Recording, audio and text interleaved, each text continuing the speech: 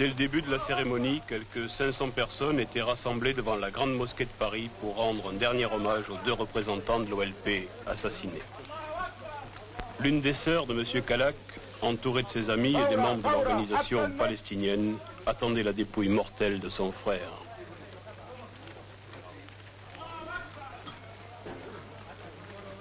À 14 h, à l'arrivée des fourgons mortuaires, les cercueils de M. Ezzedine Kalak et de son adjoint, M. Adnan Ahmad, recouverts du drapeau palestinien, ont été portés par des militants du Fatah à l'intérieur de la mosquée.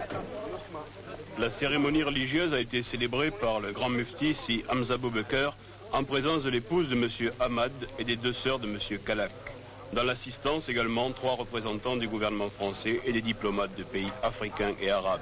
Puis plusieurs personnalités dont l'ambassadeur d'Égypte et les amis de M. Kalak ont prononcé avec émotion son éloge funèbre. Mais non pas vers celle où tu es né. Mais nous te ramènerons un jour en Palestine. Sois-en certain.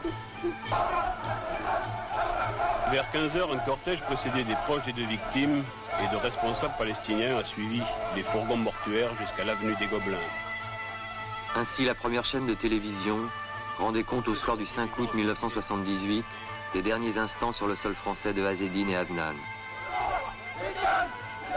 Pour tous ceux qui les avaient connus, c'était bien plus qu'un événement stupéfiant. C'est une partie de leur histoire qui venait de disparaître. L'histoire de la Palestine en France, qu'Ezzedine Kalak avait fini par symboliser sur son visage, dans son regard, par sa voix. Dès ce soir, les corps de M. Kalak et de M. Ahmad seront transportés à Damas, où ils doivent être inhumés dans les prochains jours. Une histoire dont les souvenirs apparaissent tous liés à l'activité de cet homme. Activités qui nous reviennent aujourd'hui à travers des images publiques et d'autres plus familières encore mêlées.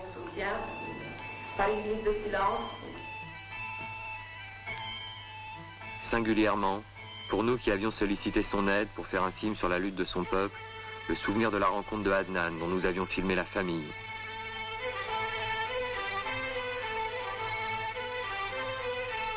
Le souvenir de ces images tournées avec Ezzedine où l'on pouvait le voir, au camp de Bourj el-Barajneh, ou ne pas le voir, dans cet hôpital de Beyrouth, là.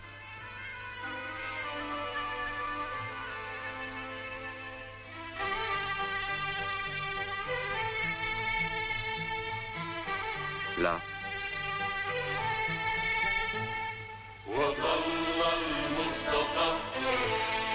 Et puis de nouvelles images, secrètes et terribles celles-là. La demeure de cet ambassadeur de la cause palestinienne. Les images d'images qu'il gardait, images éparses de son pays, qu'il assemblait progressivement comme des preuves indestructibles de l'existence de la Palestine.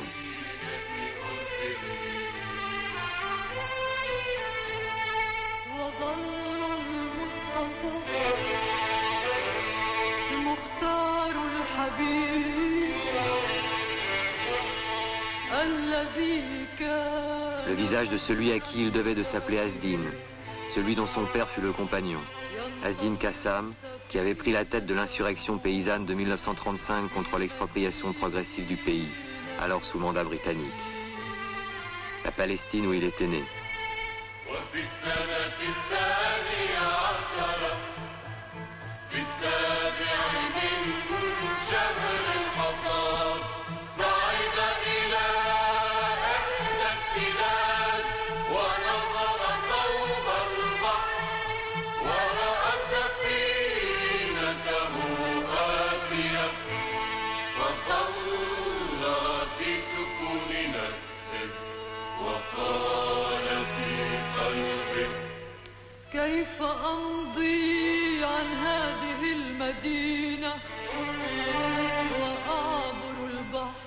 La Palestine, où il vivrait enfant à Haïfa, d'où il devait fuir avec sa famille l'établissement de l'État d'Israël et grandir dans ce quartier de Damas.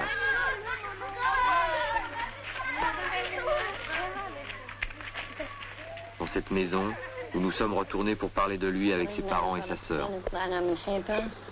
جينا على قرية قعدنا فيها شهر ونص بعدين طلع أبو عز الدين على عكا واخذ لانش فجأة أخذنا جابنا على صور جينا على صور قعدنا 3 أيام بعدين جينا على الشام جينا على الشام قعدنا بميدان الشحن 6 أشهر. Alors on est parti en 48, ma famille, toute la famille, les enfants, Ezzedine était parmi eux. On est arrivé au Liban, on y est resté seulement 3 jours à Sour. Et puis on est venu à Damas parce qu'il y avait des amis à mon père qui travaillaient là. Et en ce moment-là, c'était dans le quartier de Madinat Shahan. Et puis on est venu s'installer dans cette maison. Et c'est là qu'Ezzedine a passé sa jeunesse. Et c'est là qu'il a eu sa licence de chimie. Et puis il était arrêté, il était en prison pendant 3 ans. Et en sortant de prison, il est revenu ici. Et puis il est parti en Arabie Saoudite pour travailler et ramasser un peu d'argent. Et pour... بعدين لما كبر صار ياخذ الطلاب يعني الطلاب اللي كدوا ضلوا يشتغلوا بالسياسة. Et quand il a grandi, il était toujours avec les étudiants et se réunir souvent et discuter souvent. Ça veut dire les étudiants qui étaient dans la même classe que lui, parler de la politique. Ils étaient des Palestiniens et des Syriens, c'est pas seulement des Palestiniens.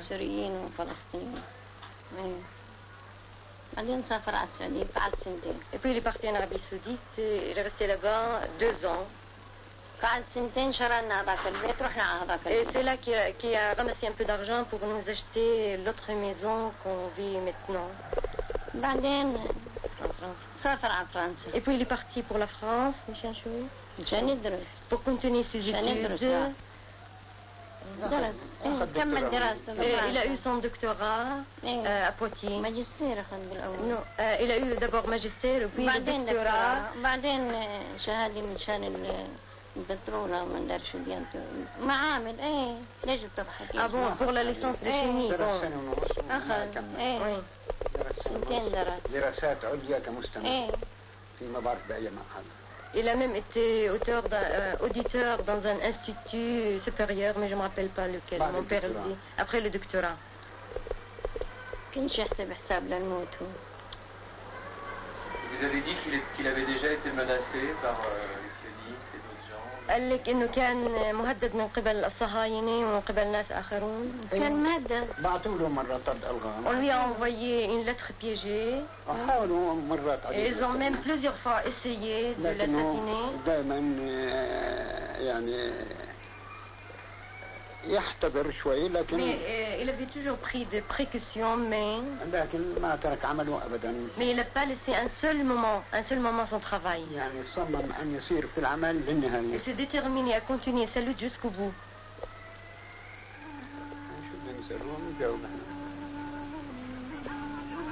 L'université, où il participe à l'important mouvement culturel qui naît alors en Syrie, dans un groupe de jeunes écrivains de gauche, la Ligue des écrivains arabes.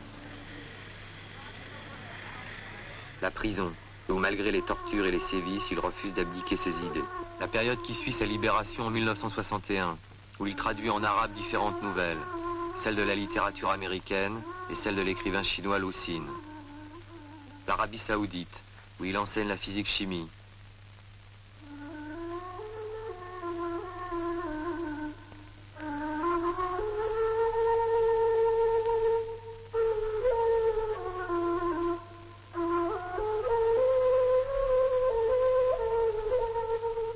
La France, enfin, Poitiers où il arrive en 1964 et où il fonde une association des étudiants arabes pour la Palestine. Les troupes israéliennes ont occupé aujourd'hui la grande ville jordanienne de Kalkilia, d'où partaient les tirs d'artillerie contre les villes côtières situées au nord de Tel Aviv. Dans le Sinaï, les troupes israéliennes ont occupé cet après-midi. En France, où la guerre de juin 67 est majoritairement saluée dans une véritable euphorie anti-arabe. Période où l'on ne sait pas encore voir en Occident ce que tous ces mots, tous ces titres, ces communiqués de victoire signifient pour un peuple dont on ignore ici encore le nom. Écoutez.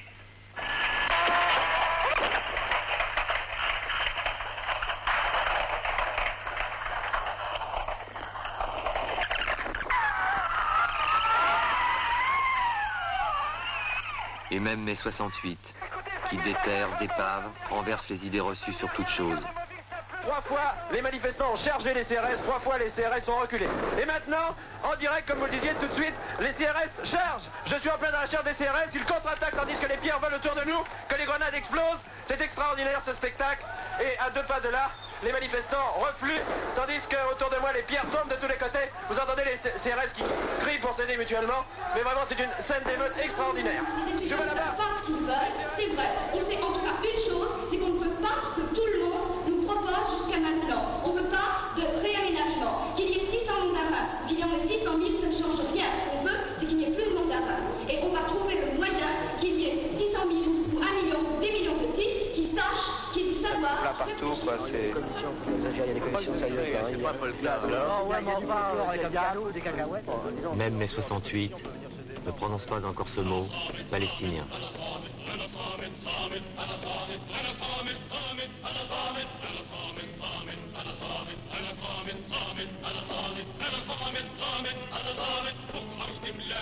Et pourtant déjà une armée s'est levée, contre toute prévision, dont les premiers échos ne vont pas tarder à parvenir jusqu'ici.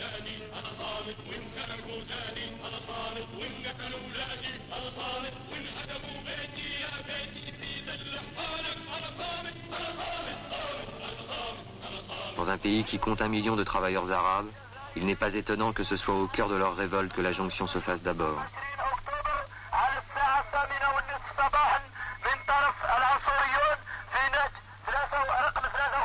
Ce que soulève là-bas le Fedaïn redonne ici confiance, et les idéaux se mêlent, les foules de Paris et de Amman se répondent.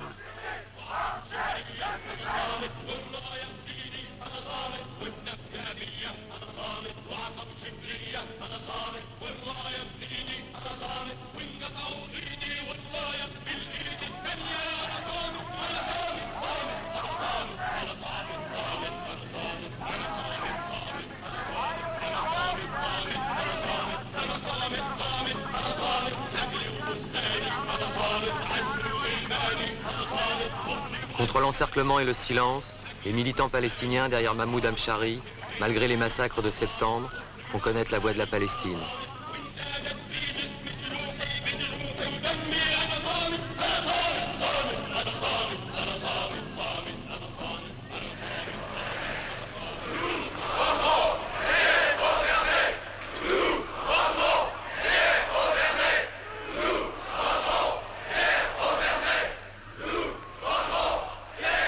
En février 1972, Pierre Auvernet est assassiné par la milice patronale de Renault, alors qu'il appelait à une manifestation antiraciste. Le drapeau palestinien flotte tout naturellement, au premier rang de l'immense manifestation qui suit les obsèques.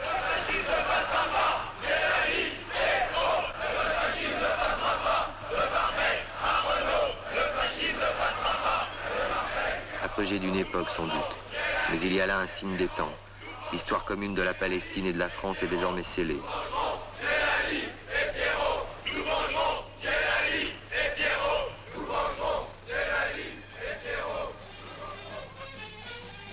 Sans doute, l'assassinat de Mahmoud Hamshari est une de ces tentatives dérisoires pour empêcher le cours des choses. Ses camarades français et arabes lui font les honneurs dus au résistant qu'il était. Asdin, près de sa tombe, prend la parole. C'était en janvier 73. Par ses légitimes revendications et la justesse de sa lutte, notre révolution gagne chaque jour de nouveaux soutiens. Elle élargit chaque jour son audience et provoque d'innombrables prises de conscience. C'est dans ce combat et pouvoir pleinement apprécier la valeur de l'homme en lutte pour sa dignité que Mahmoud Hamshari est mort. Fils fidèle et authentique du peuple palestinien, il assuma lucidement le rôle qui lui revenait et avec courage et abnégation, il lia son acte à celle des forces démocratiques et progressistes dans le monde. Cet humble fils de paysan, par son sens de sacrifice et conscience profonde, sa foi dans la cause de son peuple, est convaincu de son triomphe entre glorieusement et fêté des militants tombés dans la longue lutte contre l'impérialisme et le racisme. Nous enterrons ici le corps de notre frère, fils de Palestine, dans votre terre. Qu'il soit et demeure le symbole de l'amitié entre les peuples français et palestiniens. Vive l'amitié des peuples français et palestiniens. Vive la lutte des peuples contre l'arbitraire, l'injustice et le racisme. Et révolution jusqu'à la victoire. Révolution jusqu'à la victoire.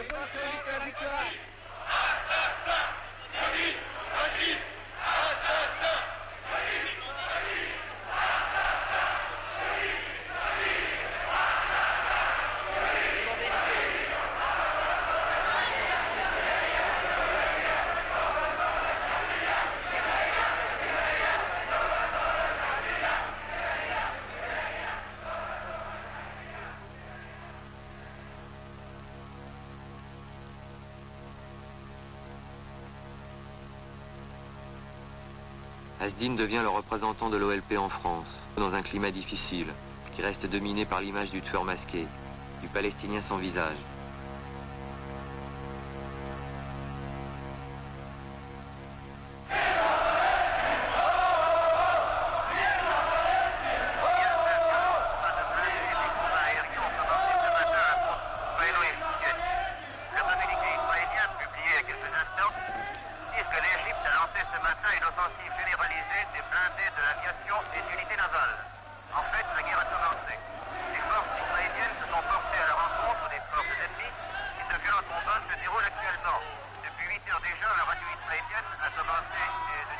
La guerre d'octobre 73 provoque de réels changements. Changements profonds de mentalité, en Israël et dans le monde.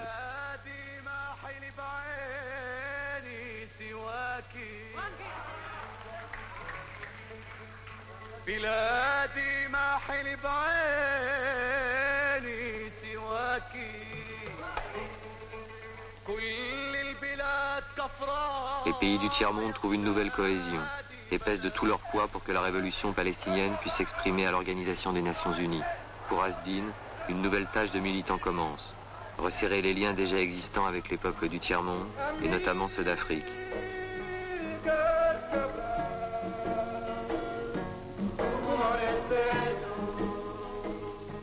C'est un nouvel élan pour son travail d'information en France, où à travers les conférences de presse, les émissions de radio, les interviews de télévision, il choisit de donner son visage à la cause palestinienne. Palestiniens et pays arabes.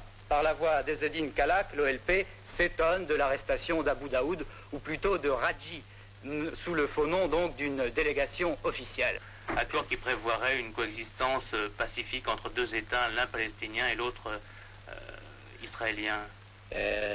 N'ayant pas été mandaté par l'OLP, sa signature ou pas n'engage pas l'OLP, évidemment. Mais pour le fond politique, l'OLP lutte toujours, œuvre pour la création d'un État palestinien indépendant. Son visage connu, c'est un risque supplémentaire et il le sait.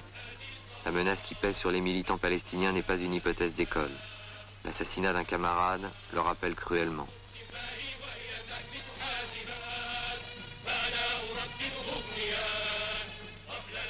Mahmoud Salah est mort devant la librairie qu'il venait d'ouvrir, à l'image d'une fenêtre qui en plein Paris donnait sur la Palestine.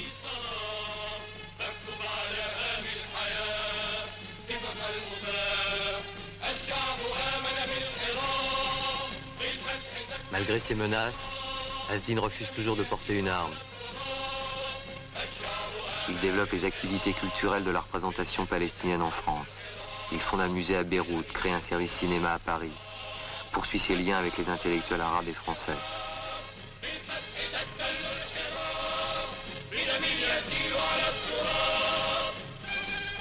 Élargit et approfondit les relations politiques avec les organisations françaises.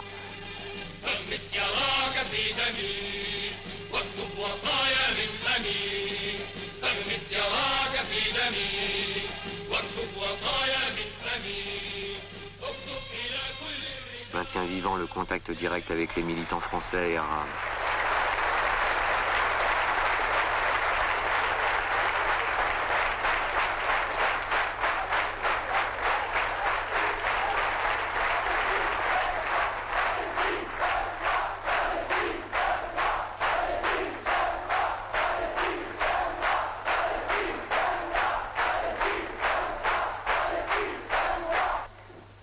Mais aujourd'hui, on a lu dans la presse, et quel cynisme, que la cause des manifestations en territoire occupé, que la cause de cette historique journée de la Terre du 30 mars 1976, la cause serait l'attitude des Palestiniens paysans, les villageois.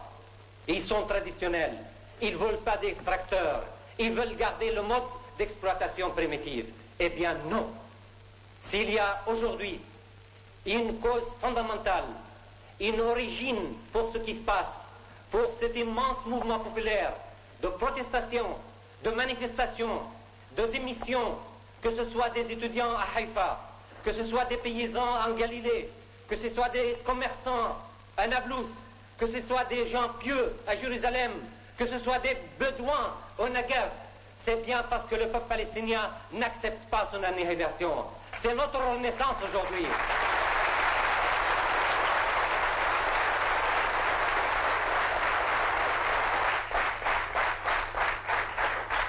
Ils nous font marrer avec leurs histoires de lutte entre musulmans et chrétiens. Parmi les Palestiniens, arabes et non arabes, il y a des musulmans, des chrétiens et des juifs. Ils luttent pour qu'ils dépassent le chauvinisme. Nous ne sommes pas ni rancuniers, ni chauvins. Nous luttons pour cette Palestine pour tous, musulmans, chrétiens et juifs. Expulser plus de 1700 Palestiniens depuis 1967, essentiellement intellectuels. Il y a quelques jours, ils ont expulsé les deux candidats à Hébron et à Al-Biri. Ils veulent préparer le terrain à une autonomie administrative. Mais quelle autonomie administrative? Nous voulons rentrer chez nous. Nous voulons mettre fin à l'occupation. Nous voulons que ça s'arrête immédiatement, l'expropriation des terres arabes. Dans l'épreuve terrible que connaît à nouveau à partir de 1976 le peuple palestinien aux côtés du peuple libanais, il multiplie les manifestations de solidarité avec le peuple français, singulièrement avec les médecins et les militants de l'association médicale franco-palestinienne, avec laquelle il organise le meeting du 28 mai 1978. Non seulement l'État d'Israël n'a pas pu résoudre le problème juif, mais il a ajouté au malheur des juifs des malheurs contre les peuples arabes et notamment contre le peuple palestinien. Aujourd'hui, le monde entier connaît les visées expansionnistes de l'État d'Israël, car après tant d'agressions, tant d'oppressions contre les Arabes, qu'ils soient à l'intérieur des territoires occupés ou à l'extérieur, le visage hideux de l'antisémitisme est démasqué.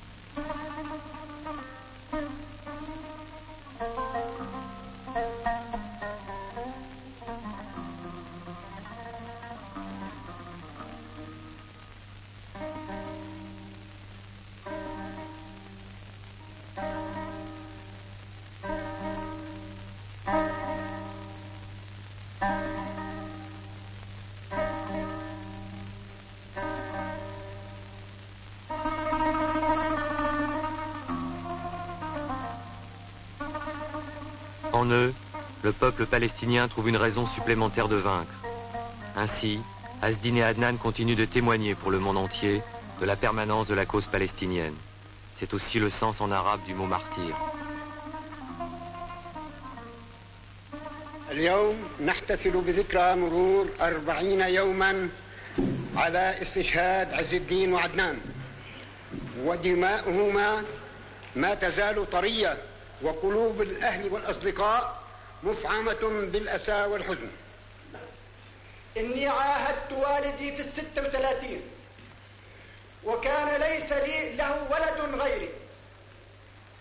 قلت له حينما قتلوه الإنجليز: أعاهدك يا ولدي يا والدي، وكان عمري 17 عاما، سأبقى مناضلا ما دمت حيا. لي 10 أبطال يحملون السلاح في حركة التحرير الوطني الفلسطيني فتح في قيادة المناضل الأمين أبو عمار ياسر عرفات.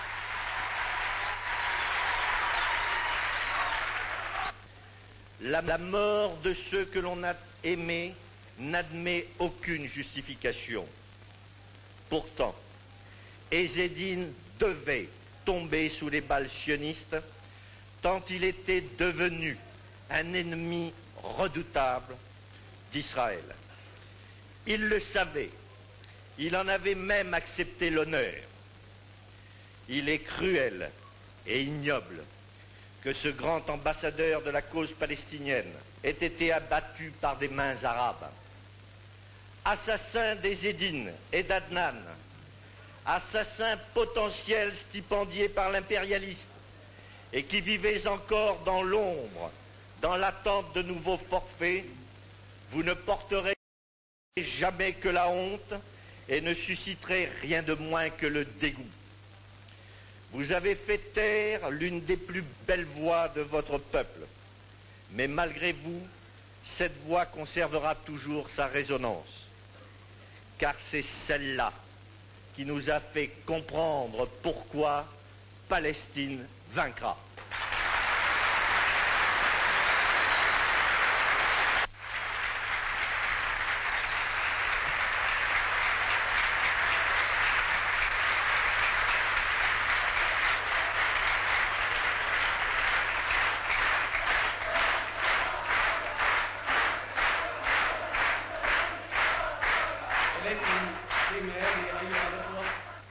Au printemps 78, à Beyrouth, ses amis de l'Institut du cinéma palestinien, Radija, Mustapha, Jean, réalisent avec Azdin cet entretien.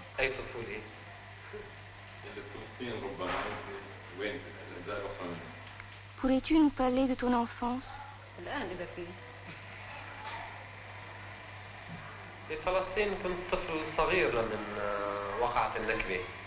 En Palestine, j'étais tout petit.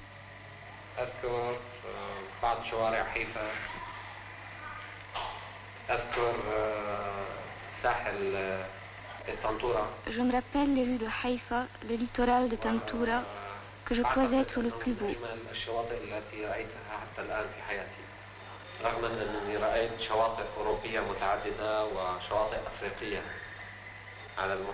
Je m'en rends compte maintenant que j'ai vu les rives européennes et africaines. أتممت طفولتي إذا كان يجوز التعبير لأنه لا أعتقد بأن الشعب الفلسطيني عنده طفولة كالتي يتكلم عنها في الخارج. J'ai passé mon enfance, si l'on peut parler d'enfance, car je crois que le peuple palestinien n'a pas à proprement parler vécu une enfance. لما كنت في دمشق. Quand j'étais à Damas,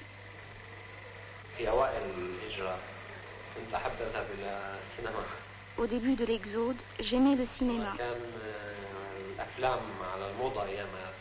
Les films à la mode étaient les films de cow-boy.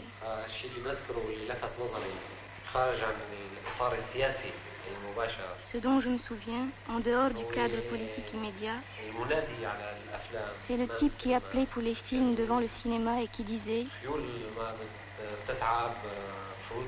Chevaux infatigables, pistolets toujours chargés, héros immortels. » في الساحة التي تعمل فيها الآن فرنسا والتي استشهد فيها الأخ محمود الهمشري وبعده باسل القبيسي ومحمود بودية ومحمود صالح في باريس أخيرا. En France, où tu travailles actuellement et où sont tombés les martyrs Mahmoud Hamshari, Bassel Koubaïsi, Mohamed Boudiya et Mahmoud Saleh, et où tu as été toi-même l'objet d'un attentat, tu te trouves constamment menacé. ومع احتمالات طبعا اغتيال لك في أي لحظة في الظروف الحالية في أوروبا وفرنسا. ترى شو تفكيرك أو شعورك حول هذا الموضوع؟ ونحن آسفين يعني لهذا السؤال. لا شيء طبيعي جدا. الموت بالنسبة لي هو الشعور بعدم. La mort pour moi, c'est le sentiment d'impuissance quand je vois les frères qui sont tombés martyrs avant moi. الذين استشهدوا من قبل. والموت بالنسبة للمناضلين الفلسطينيين.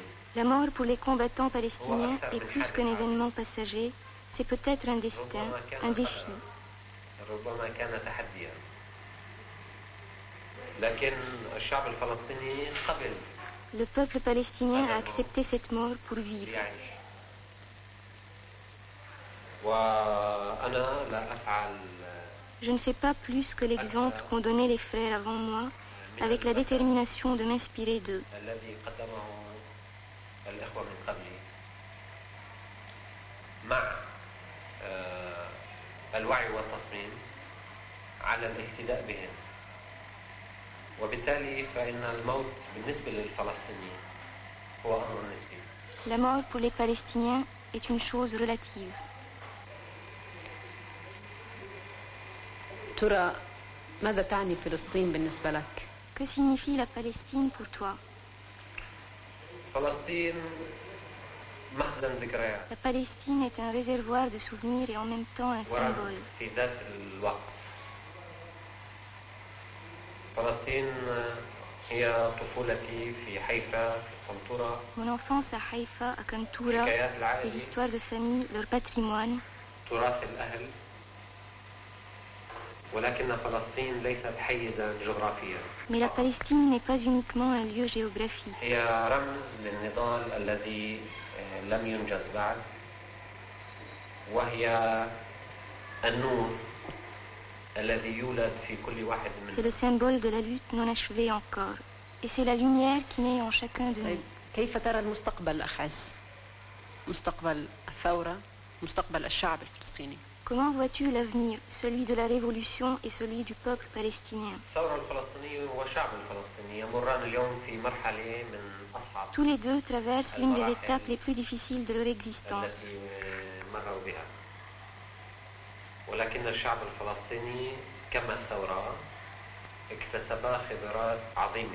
Mais tous les deux ont beaucoup acquis à partir des expériences passées.